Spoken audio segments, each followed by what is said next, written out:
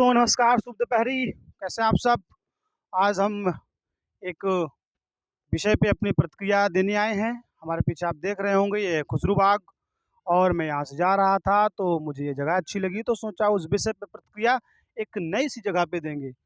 प्रेम का महीना है तो हम उस प्रेम की बातें सुबह 6 बजे करते हैं, जो कि डेली की डेली आपके पास पहुँचती हैं। लेकिन आज का वीडियो आज ही अपलोड होगा और इस दोपहर में अपलोड होगा, और वो विषय इतना सा है, बड़ा चर्चित विषय है। नाम है उसका एपस्टीन फाइल। बड़े चर्चित नाम है उसमें, और बहुत नामचीन लोग हैं। शायद उन नामचीन लोगों के आगे हम लोग कीड़े मकोड़े टाइप दिखते होंगे, और उसी नामचीन व्यक्ति में हमारे विश्व गुरु जी का भी नाम आया है। लेकिन उनके कुछ पुत्र हैं जो ये बात मानने को तैयार नहीं है। लेकिन मैं उनसे पूछना चाहता हूँ, आपने केरल फाइल दिखाई, हमने देखी और हमने मानी। आपने कश्मीर फाइल दिखाई, हमने देखी, हमने मानी।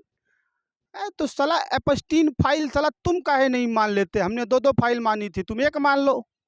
साला किसी के मोहब्बत में इतने पगला गए हो कि तुमको सही गलत का फायदा नहीं दिख रहा है।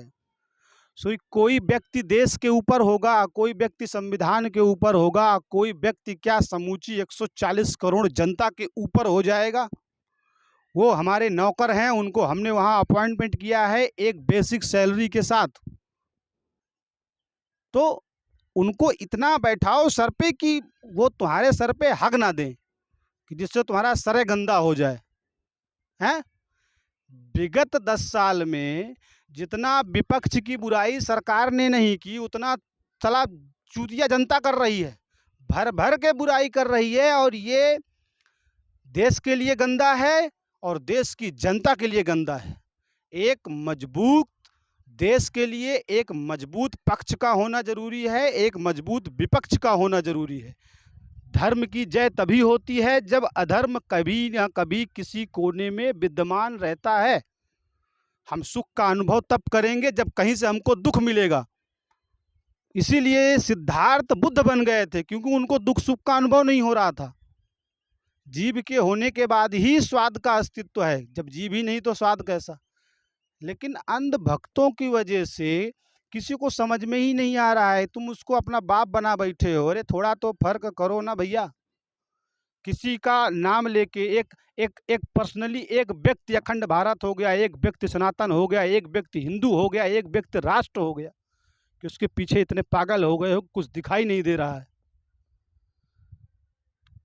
आज से कुछ 100 साल पहले सेम ऐसे हुआ था। मैं केवल वो थोड़े से शब्दों में उस चीज़ को ख़त्म करूँगा।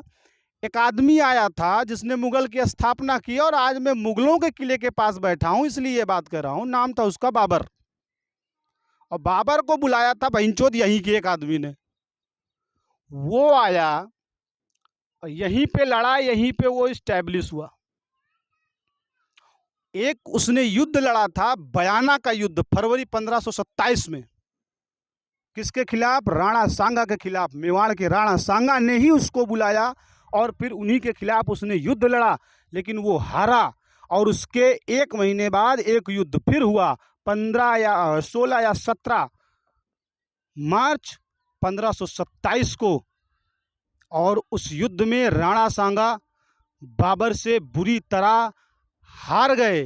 हारने से पहले वो जीतने वाले थे, लेकिन बाबर ने उनको हराया कैसे, वो उस दिन की वास्तविकता आज के वर्तमान दिन से कहीं ना कहीं एक सांकेतिक रूप में मैच करती है।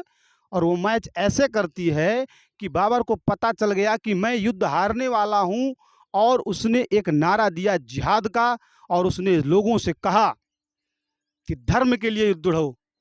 बाबर हार गया तो मुस्लिम हार जाएंगे, बाबर हारेंगे तो अल्लाह हार जाएंगे, और सारे मुस्लिम बाबर की तरफ से लड़े और राणा सांगा की माँ बहन एक कर दी। आज उतने साल बाद एक शासक और आया है। उसने अपने 5-5 बार के मुख्यमंत्री के कार्यकाल में लोगों को पढ़ा, और उसने लोगों के दिमाग में ये फिट कर दिया, अखंड भारत मतलब मैं, राष्ट्र मतलब मैं, सनातन मतलब मैं, हिंदू मतलब मैं। यानी हिंदू को बचाना है, फलाने को जिताना है, राष्ट्र बचाना है, फलाने को जिताना है। और ये चीज़ उसने हमारे दिमाग में फिट करके हमारे दिमाग की बत्ती को गुल कर दिया है। तो ये चीज़ ये उन चूतियों के लिए है कि थोड़ा-सा अपने विवेक का इस्तेमाल करो और सही गलत का फैसला करो।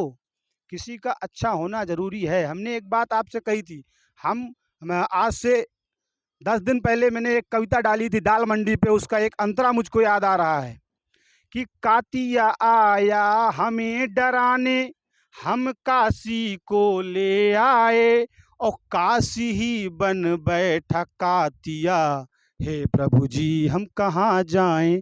आज वही काशी जिसको हम कातिया को भगाने के लिए ले आए थे, वो कातिया को तो ठोक दिया, लेकिन अब खुदे कातिया बन के बैठा है हमारे सर पे। तो किसी को कातिया नहीं बनने देने का, समूची जनता को कातिया बनना है। तभी ऐसे चमन चूतियों से देश का हित है, राष्ट्र का हित है, सनातन का हित है। जय हिंद, जय भारत, जय भीम, जय भवानी।